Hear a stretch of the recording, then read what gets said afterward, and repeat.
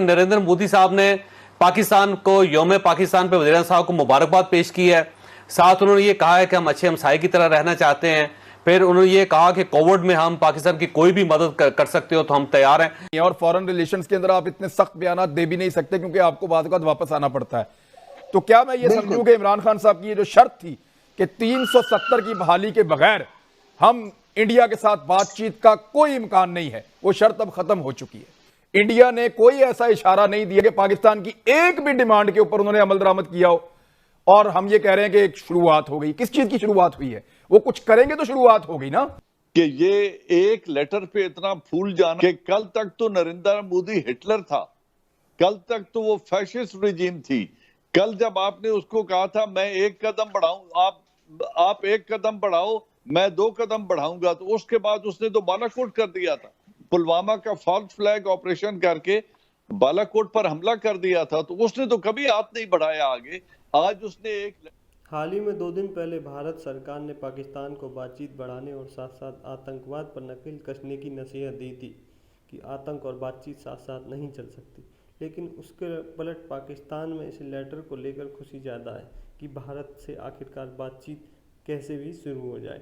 इससे आर्थिक रूप से बदहाल पाकिस्तान भारत से आर्थिक तौर पर और व्यापारिक रिश्तों में सुधार आ सके ताकि वहाँ बढ़ती हुई चीज़ें महंगाइयों से राहत मिल सके। आइए देखते हैं पूरी चर्चा को। नरेंद्र मोदी साहब ने पाकिस्तान को यौम पाकिस्तान पे वज़ीर साहब को मुबारकबाद पेश की है। साथ उन्होंने ये कहा है कि हम अच्छे हमसाये की तरह रहना चाहते हैं। फिर उन्होंने ये कहा कि कोविड में हम पाकिस्तान की कोई भी मदद कर सकते हो तो हम तैयार हैं। तो मेरा ख्याल है ये आइस जो है उस साइड से भी पिघलनी शुरू होगी। तो ये वाकई इस लिहाज से तो हम कह सकते हैं कि एक नया पाकिस्तान डेवलप हो रहा है, तब्दीली आ गई। चौधरी साहब के नरेंद्र मोदी एक ट्वीट करके हमें मुबारक दे तो उस पर हम बगले बजाएं। इमरान खान साहब ने जब 5 अगस्त 2019 को इंडिया ने 370 का खात्मा किया तो एक अनाउंसमेंट आया था आपकी गवर्नमेंट का। शाह महमूद कुरैशी साहब ने यह अनाउंसमेंट किया कम से कम भी 2 दर्जन मरतबा। इमरान खान साहब की मेरे पास ये स्टेटमेंट 1 दर्जन मरतबा पर पड़ी हुई है। उन्होंने कहा था कि भारत के साथ कोई बातचीत नहीं होगी, भारत के साथ बातचीत मुमकिन नहीं है, भारत के साथ बातचीत के कोई इम्कानात नहीं है। ये 3 चीजें उन्होंने इस्तेमाल की। कब तक? जब तक कि वो कश्मीर में हालात को नॉर्मल नहीं करता और 370 को वापस बहाल नहीं करता। तो सर अब आपकी बातचीत शुरू हो गई है, क्या कश्मीर में 370 की बहाली की कोई यकीन दहानी आपको करवा दी है? फॉरेन रिलेशन जो है ना वो इतने सादा नहीं होते जितने हमें लग रहे होते हैं या जितना हम समझ रहे होते हैं, या हम बयानात के ऊपर बांध के अगर उनको देखें तो ऐसा होता नहीं है। और फॉरेन रिलेशंस के अंदर आप इतने सख्त बयानात दे भी नहीं सकते क्योंकि आपको बाद वापस आना पड़ता है। तो क्या मैं ये समझूं कि इमरान खान साहब की ये जो शर्त थी कि 370 की बहाली के बगैर हम इंडिया के साथ बातचीत का कोई इम्कान नहीं है, वो शर्त अब खत्म हो चुकी है। अब यह है कि उन सारी चीजों में उन्होंने कोविड के हवाले से बात की है तो पॉजिटिव रेस्पॉन्स का जवाब हमेशा पॉजिटिव जाना चाहिए। फिर जो भी फैक्ट्स हैं उन फैक्ट्स के ऊपर और जो नाजायजियां हैं उनके ऊपर बैठ के फिर आगे बात बढ़ेगी। ये चीजें जब दरवाजे सर मैं वही तो कह रहा हूं सर, देखें आपने अपनी एक पोजीशन कंप्रोमाइज की है। जनरल साहब आप मुझे समझा दें, मुझे शायद समझ नहीं आ रही। हमने अपनी एक पोजीशन कंप्रोमाइज की है। हम ये कह चुके थे कि एक लफ्ज नहीं बोलेंगे, कोई बात नहीं करेंगे जब तक 370 बहाल नहीं होगी। अब हम बातचीत कर रहे हैं। इंडस वाटर कमीशन जो है वो लोग गए हैं बात करने के लिए। वज़ीर खारजा की मुलाकात मुतवक्के है 30 तारीख को, वहां एक और सेंट्रल एशिया में हो रही है। उसके अलावा नरेंद्र मोदी साहब का खत आ गया है। बैकडोर चैनल्स की जो दावे छप रहे हैं ब्लूमबर्ग में छपा है। यानी कम से कम हमने अपने उस एक स्टिफ मौकिफ के ऊपर जहां हमने कहा था कि 370 की बहाली तक बात नहीं होगी, उस पर कंप्रोमाइज कर लिया है। जनरल साहब इमरान, ये सिर्फ स्टिफ मौकफ नहीं था, ये उसूली मौकफ था जिसपे हमने 72 ईयर्स गुजार दिए हैं। और उस उसूल में अगर कोई आज लचक लेने की कोशिश करता है, क्या जो यूनाइटेड नेशन में स्पीच की थी और जो प्राइम मिनिस्टर का स्टैंड था उसमें तब्दीली क्या आई है? आज से 2 महीने पहले तो हमने एक डोसियर भेजा था और ये कहा था कि हिंदुस्तान बलूचिस्तान के अंदर अफगानिस्तान में मौजूद 66 दहशतगर्दी के कैंपों से हमारे मुल्क के अंदर दहशतगर्दी करवा रहा है।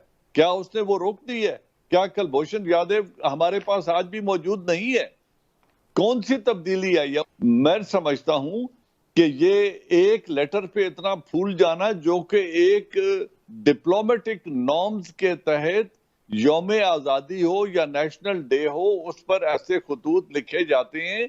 अगर कोई हेड ऑफ स्टेट बीमार हो तो उसको खैर सगाली का पैगाम सर खाली वही नरेंद्र मोदी है जिसने आपकी सरहदों पर मिसाइल खड़े किए और फिर चीफ ऑफ आर्मी स्टाफ ने वो मीटिंग बुलाई जिसमें सिर्फ एक लीडर नहीं गए और वो इमरान खान साहब थे। बाकी तमाम लीडर्स ने वहाँ उस ब्रीफिंग को अटेंड भी किया और उसके बाद हमने नहीं देखिए, ये तो मोदी साहब का है ना जी, मोदी साहब का लेटर आ गया। ये देखिएगा, ये लेटर है उनकी तरफ से, हुकूमत पाकिस्तान को मिल गया ये लेटर। तो अब पाकिस्तान ने अभी रिस्पांस नहीं किया। हम ये नहीं कह सकते कि पाकिस्तान बहुत खुश है इस चीज पे। नहीं, मैं तो ये कह रही हूँ ना कि हम किस दिन से इतने कमजोर हो गए कि मोदी साहब के एक खत के ऊपर हम ये कहें कि पाकिस्तान सही ट्रैक पे है। बहरहाल पाकिस्तान सही ट्रैक पे है या नहीं है, इसका सबसे बड़ा पैमाना पाकिस्तान की अवाम। तो साहब, अगर पाकिस्तान आज खत लिखता इंडिया को और कहता कि हम सेहत के शोबे में इतना आगे निकल गए हैं कि हम आपकी कोरोना में मदद करते हैं, तो शायद ये फिर तरक्की की राह पर गामजन होता। हमने अपने 5 साल दौरे हुकूमत में यौम पाकिस्तान की मुबारकबाद दी है नरेंद्र मोदी ने, ये ज़हन में रखे आप। नहीं, वो ठीक है, बाकी बड़ी शिफ्ट है ये। वो अपनी जगह पे ये तरले मिन्नत करते थे कि हमारी कॉल नहीं उठाता, कभी उसको बुरा भला कहते हैं, अब उसकी खुशियां मना रहे हैं। इनकी पॉलिसी है क्या, ये किसी को नहीं पता। ये बिल्कुल वही कंफ्यूजन है जो पूरे मुल्क में राइज है इनकी वजह से। ये एक लेटर नहीं है ना जनरल साहब, मैं 2-3 चीजें आपको गिनवा देता हूं। आर्मी चीफ का स्टेटमेंट थोड़े दिन पहले का, जो एक उनका पॉलिसी स्टेटमेंट था, जिसमें उन्होंने कहा भूल जाते हैं सर, माजी में इंडिया ने ही हमें हमेशा रुसवा किया है, इंडिया ने ही हमेशा ज्यादतियां की, हमने तो किया ही कुछ नहीं। तो इंडिया के पास तो भूलने के लिए कुछ नहीं है, हमें ही भूलना पड़ेगा माजी अगर भूल जाते हैं तो। अब जनरल साहब ने कहा कि माजी भूल जाते हैं, आगे बढ़ने का वक्त है। इमरान खान साहब ने कहा कि भारत को अब पहल करनी चाहिए। अब ये रास्ते निकल रहे हैं ना, हम बातचीत के लिए चले, हम पानी पे बात करने जा रहा है तो हमारा वफद तो इंडिया जा रहा है ना सर। अगर वज़ीर खारजा की मुलाकात हो रही है तो बातचीत शुरू हो गई है सर। मैं ये कह रहा हूं कि ये सिर्फ एक खत का मामला नहीं है, मल्टीपल चीजें हैं जो इकट्ठी हो गई हैं। मैं उसी तरफ आ रहा था इमरान के, देखें सऊदी अरेबिया की इन्वॉल्वमेंट या यूएई की मुआवनत जो है हमारे वहां पे, मुझे लगता ये है कि उनको as a coercive tool America इस्तेमाल कर रहा है, क्योंकि हमारे 28 लाख मजदूर इन 2 ममालिक में रिज्क की तलाश में गए हुए हैं और ये प्रेशर हमारे लिए बहुत बड़ा है। 41 लाख है सर, 4.1 मिलियन जी। हमें कमोबेश 12 अरब डॉलर की वहां से रेमिटेंसेज आती हैं। एग्जैक्टली। तो अगर इस टूल को, कोर्सिव टूल को यूज करके हमसे उन्होंने कोई रियायत लेनी है, तो फिर मैं समझता हूं कि इसको नेशनल असेंबली में डिबेट होना चाहिए, सेनेट में डिबेट होना चाहिए। ये सिर्फ प्राइम मिनिस्टर का प्रेरोगेटिव नहीं है कि एक शख्स उठ के ये फैसला कर ले कि कल तक तो नरेंद्र मोदी हिटलर था, कल तक तो वो फैशिस्ट रिजीम थी। कल जब आपने उसको कहा था मैं 1 कदम बढ़ाऊं, आप 1 कदम बढ़ाओ, मैं 2 कदम बढ़ाऊंगा, तो उसके बाद उसने तो बालाकोट कर दिया था। पुलवामा का फॉल्स फ्लैग ऑपरेशन करके बालाकोट पर हमला कर दिया था, तो उसने तो कभी हाथ नहीं बढ़ाया आगे। आज उसने एक लेटर लिख दिया। मेरे ख्याल में इसके पीछे अमेरिका की इन्वॉल्वमेंट मुझे नजर आ रही है और वो किसी तरीके से हिंदुस्तान को फैसिलिटेट करना चाह रहे हैं। तो वो उनको अपने क्वाड में और इंडो पैसिफिक कमांड में जिन मकासद के लिए इस्तेमाल करना चाहते हैं, हिंदुस्तान उन मकासद पर आमादा हो जाएगा। इसीलिए अमेरिका ने हिंदुस्तान को उठाकर अफगान डायलॉग की टेबल पे भी लाके बिठा दिया है। ये बहुत अच्छी बात है, लेकिन मुझे समझ नहीं आ रही, इसलिए कि मेरा एक माइंडसेट बनाया था इस मुल्क की आर्मी ने और इस मुल्क के वजीर आजम ने मिलकर। अब वो माइंडसेट मैं अपना कैसे रातों रात बदल लूं सर? इंडिया ने कोई ऐसा इशारा नहीं दिया कि पाकिस्तान की एक भी डिमांड के ऊपर उन्होंने अमल दरामद किया हो, और हम ये कह रहे हैं कि एक शुरुआत हो गई। किस चीज की शुरुआत हुई है? वो कुछ करेंगे तो शुरुआत हो गई ना।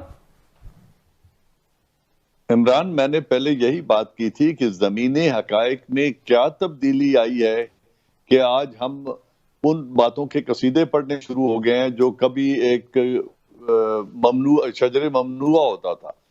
जब प्राइम मिनिस्टर इमरान खान साहब ने ये तमाम बातें कही थी, देखो 72 साल से एम्बेसडर्स तो एक दूसरे के मुल्क में बैठे ही थे। जिस तरह यमन का इशू नेशनल असेंबली में ले गए थे, अब इन कैमरा सेशन में हुकूमत वक्त जाकर इन्फॉर्म कर दे नेशनल असेंबली को और सेनेट को, मुश्तरका इजलास बुला लें, इन कैमरा बुला लें, और जो बैकग्राउंड डिप्लोमेसी हो रही है वो और जो ऑप्शंस हैं ये उनके सामने रख लें और उनकी राय ले लें। अगर इंडिया के साथ अगर ताल्लुकात बेहतर बनाने की बात की जाती है तो पहले तो आप उसके ऊपर अपने जो है वो टर्म्स एंड कंडीशंस तो सेट करें और फिर उसके ऊपर बात करें कि, और फिर उसमें अगर आपकी इतनी नाकिसुल अकल में इतनी अगर वो बात नहीं बैठ रही है तो आप अपोजिशन के लोग जो खासतौर पर अगर पाकिस्तान पीपल्स पार्टी है या नून लीग है या दूसरी जमातें हैं, उनका एक माजी में